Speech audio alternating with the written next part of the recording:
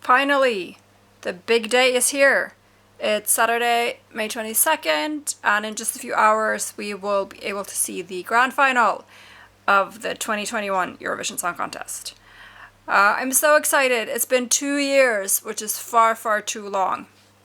In this video, I'm just going to talk about my opinions, nothing more, the songs from the Big Five, and our host, the Netherlands, and just share a few thoughts about how I think and hope this contest will go. So the Big Five, starting with the United Kingdom, their song Embers is,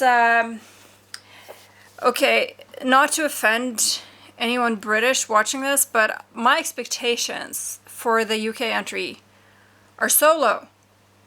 So low, I can hardly describe them. So in light of that, I actually quite like this song. It's significantly better than what we might fear we'd get from the UK. I think it has a pretty good beat. It's upbeat and happy, and the singer is just a ball of good cheer. And I think this is the type of song that Europe is looking for now, and I think that the UK has hit the spot much, much better than they, well, very often have done in recent years. So good for you, UK. Then Spain, Voi a quedarme, is not at all bad. This is another country that I don't expect the world from. They're often okay, and they are quite often not really okay, but this year they're more than okay. This is a quite beautiful song to listen to. I think this applies to all these 6 songs. I think it is a disadvantage to be one of the Big Five and to go straight to the final. Yes, if you're not, you might not get to the final at all, but if you do, then the audiences will have already heard your song at least once, and I think that for most entries, that is an advantage. For the host, it's because for these 6 countries, it decreases their odds of getting through. For the host, that is a good thing because you don't want to host twice in a row because it's so crazy expensive. But for the others, I think it carries with it much more bad than good. The only good thing is, yes, you're certain to see your own country in the final, but you lose one very important chance to let the audience hear your song, let them learn to like it, because a lot of songs take more than one listen. This song is pretty catchy, maybe isn't the right word for a ballad, but you know what I mean. It has a good melody, it's nice to listen to, it's well performed, but I don't think it's memorable enough to get there with just the one listen. But it's still better than Germany. Their song is called I Don't Feel Hate, and it is just really embarrassing. I mean, it's embarrassing. The beat to it is kind of catchy a little bit, but you can't just disconnect the melody. You have to see the entry as a whole, and this is just, for my money, it's just embarrassing. That poor woman in that finger outfit, no. Just stop embarrassing yourself. Seriously, Germany. But then we have France. Voila. Oh my God, France. This is so good. And it's so French. It's so fantastically French. Of course, they're singing in French.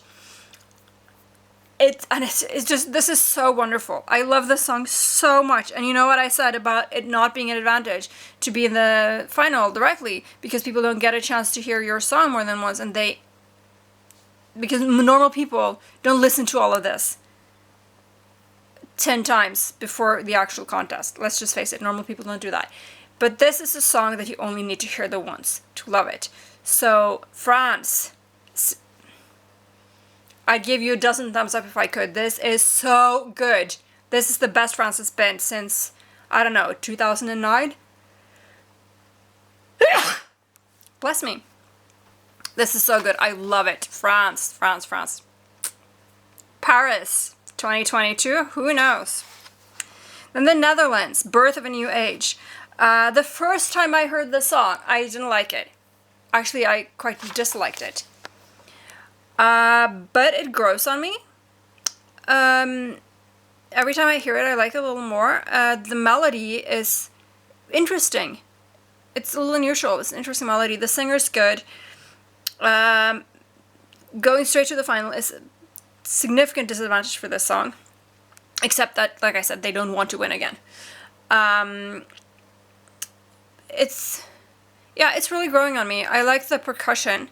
It's interesting that they're showing that off. But personally, my prediction is that this is going to be not European enough for a lot of European viewers.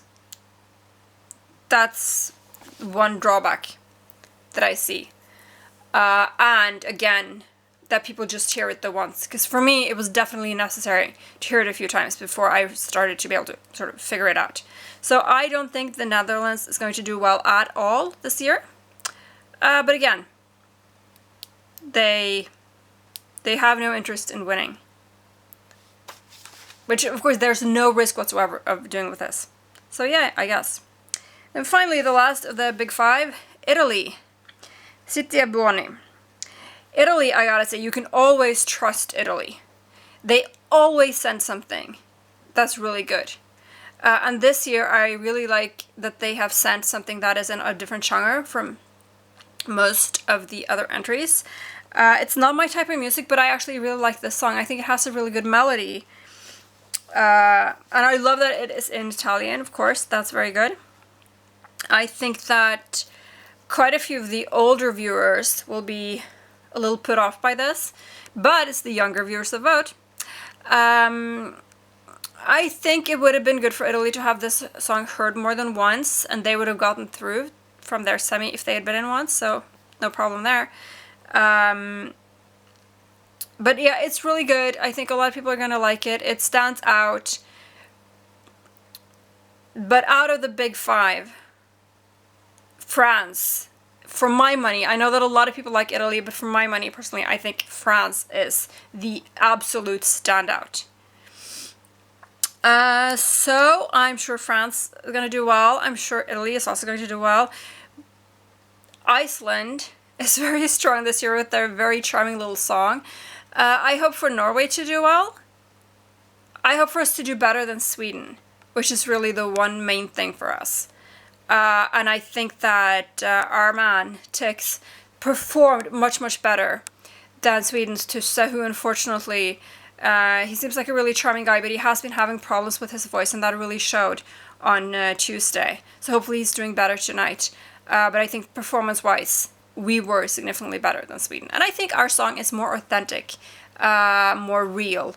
The Swedish entry is very slickly produced, as always, but it's not as personal, not as authentic, in my opinion. But the one that I really want to see take the victory home for the first time is Malta this year. The Maltese entry is so, so, so brilliant. I love it so much. It's so cool. It has such a great beat, such a good tempo, wonderful melody, wonderful message, so well performed. Destiny is such an amazing singer. Her voice is just unbelievable for an 18-year-old girl. And she has such a presence on stage. She's so professional. She does such a good performance. There's just nothing bad about the Maltese entry this year. And I think that what she's bringing to the stage is exactly what Europe wants this year. We want to party. We want to be in a good mood. We want to cheer up. We want to hear something positive. We want up, up, up. And that's why I think Switzerland, they have a beautiful song this year. The most beautiful, in my opinion. It's absolutely wonderful. It's very well performed. But I don't think that is what Europe wants this year. I think it's too sad. But I hope they do well. I was very happy to see them get through from the semi because they have this habit of doing weirdly badly with actually quite good songs. But I think that what Malta gives us is what we want. We want to feel good and we want to feel happy and we want to forget about sad, negative things. So Malta, all of my positive energy goes to you guys. Valletta 2022, that's what I want. That's what I'm hoping for. And I think you can do it. I'm going to be voting for you.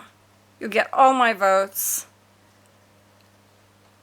Yeah, it's just, for me, it is the moral winner. It is the well-deserved winner. And I hope, and fingers crossed, that Europe will see it my way. So good luck to Malta. If you watched this before the final, then please vote Malta. Have fun watching. Happy Eurovision.